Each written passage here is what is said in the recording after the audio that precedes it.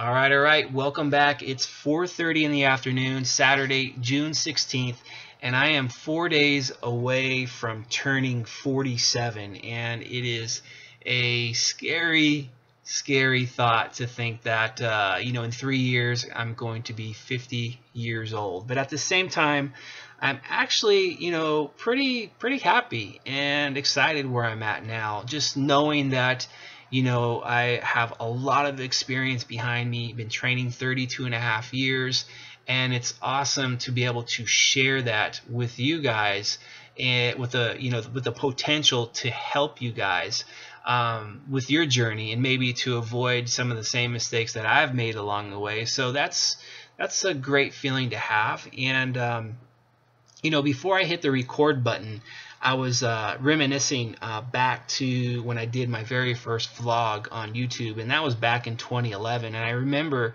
how uncomfortable I was doing that, like talking in front of a camera, putting myself out there. I am a shy person by nature. Shy kid growing up. I was, I was quiet. Pretty reserved, and I'm still that way to this day. Like if I'm in a room full of people that I really don't know, I'm pretty uncomfortable. And I'm not one who's going to be like the life of the party. I'm not a social butterfly. So I'm happy just kind of sitting back, observing, and enjoying the party that way. So even right now, like talking to you guys, even though I've been doing this for 7 years now, it's still very challenging for me. And it is definitely out of my comfort zone still. And, I kind of force myself to do these. Part of it is I know that, in order to better yourself, you do have to get out of your comfort zone. But the other part is that I know how important it is to share the experience that I have, because it's not too common that you see someone with many, many, many years of experience sharing that in the bodybuilding community. So I just think it's pretty important that I do that. And I think, if I'm able to help at least one person doing this, then that just basically just, reassures me of why I should be doing these. And I do enjoy doing this, so don't get me wrong. But yeah, it's definitely out of my comfort zone. So speaking about getting out of your comfort zone, that's basically what I've been doing when it comes to my training. Coming off of my prep, I was focusing on trying to get my loads up, increasing my strength, because I did lose quite a bit of strength with that contest prep. So it was all about, okay, let's keep volume pretty stagnant or pretty steady, and then just focus on trying to get the lifts up in a linear fashion. And that went over really well. I was pretty successful doing that. Of course, with linear progression, sometimes it runs its course. So that was the case, and I shifted gears over the last 3 weeks. So this last block of training lasted 3 weeks. Yesterday I finished the block, and the focus was trying to increase volume through sets.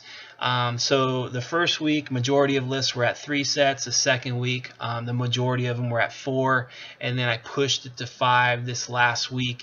And if you guys watched last week's vlog, I talked about quality volume, like the volume that I am adding in.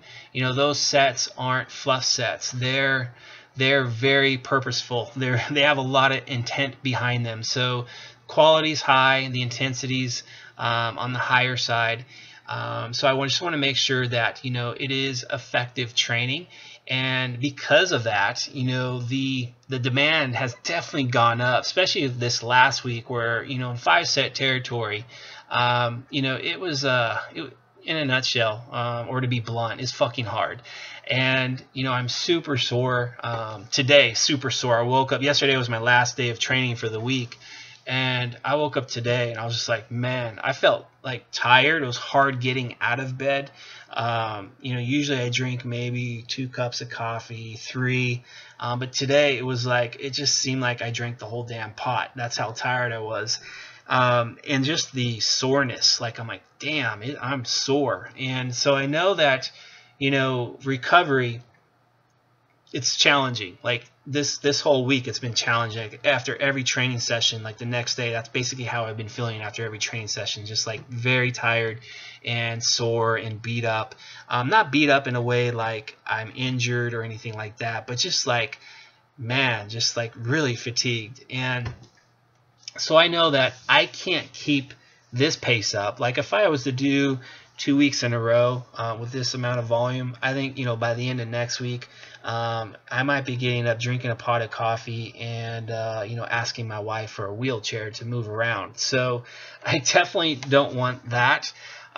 So the next block of training, I'm going to, in a sense, just rinse and repeat this block, because when I get into the next block, the first week, the volume's at 3 sets. So coming from 5 to 3, that's going to serve as a deload because of the volume drop off, but I'm not going to lower loads down. I'm going to keep the loads up, but also try to increase load. So it's either going to be the same load or increase the load. So the intensity is still high. It's just the overall volume comes down. So it should serve as a deload, but yet I'm not going to get too detrained at all. So that's how the start of the next block is going to look.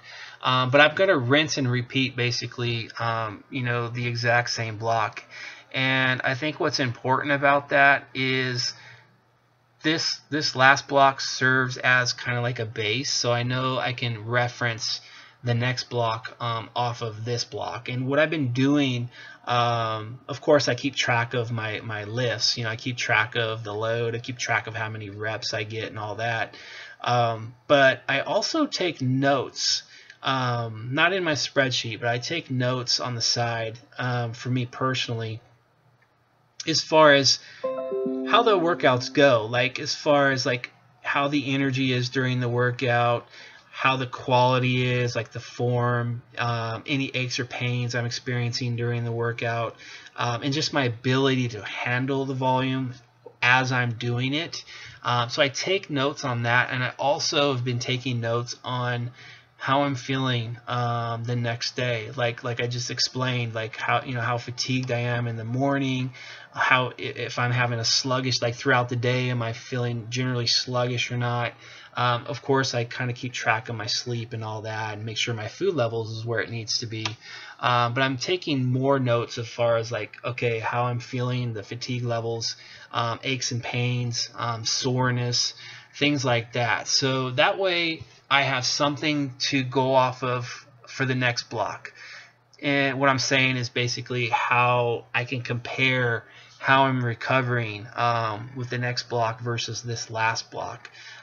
If at the end of this next block, I in a sense recover better than I am now, then I know I'm adapting to the volume, like I'm handling it better. So that's kind of a sign of progress when it comes to recovery. Now, if I'm feeling the same, then I'm like, okay, it's not too bad, right? I'm getting beat up, but I'm not like, it's not too detrimental. I'm still able to perform well, but yet it's hard. I'm just not, feeling great after, but I'm managing it.